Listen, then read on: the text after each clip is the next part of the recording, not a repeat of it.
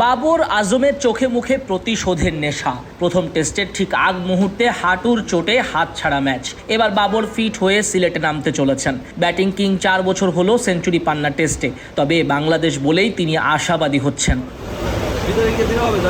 Pakistan দলটাই unpredictable, গোটা দলের মন খারাপ। শান মাসুদ থেকে শুরু করে সব পারফর্মারদের মুখ একেবারেই বেজাত। পাকিস্তান এমন একটা দল যাদের ম্যাচ খেলার ধরন অনেক সময় আপনাকে অবাক করবে, আবার এমনভাবে গোটা দল ব্যর্থ হবে তা কল্পনাতীত।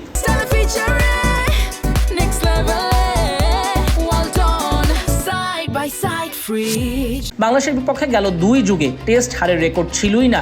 সেই দল 2024-এ ঘরের মাঠেই হোয়াইট ওয়াশ টাইগারদের বিপক্ষে। এরপর সেই ধারা বজায় থাকলো 2026 সালেও বাংলাদেশের মাটিতে।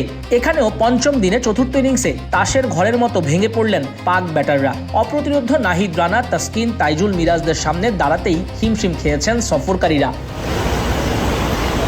ঢাকা টেস্টে হারের যন্ত্রণা নিয়ে সিলেটে এখন গোটা দল। সেখানে এখন একটাই মিশন, হোয়াইট ওয়াশ এড়ানো। সিলেট একেবারে নতুন ভেন্যু গোটা পাকিস্তান দলের জন্য। বিপিএল খেলার বদৌলতে রিজওয়ান সহ অনেকেরই অভিজ্ঞতা হয়েছে চায়ের জেলার ভেন্যুটি নিয়ে। বৃষ্টির সংখ্যা খুব বেশি সিলেটে, তবুও বিসিবি ভেন্যু বদলের সিদ্ধান্ত থেকে ফিরে এসেছে। টেস্ট ড্র হলেও যে সিরিজ জিতবে টাইগাররাই। তাই পাকিস্তানের সামনে এখন শুধুই দ্বিতীয় টেস্ট জয়ের টার্গেট, তাহলেই ট্রফিতে রাখা যাবে ভাগ।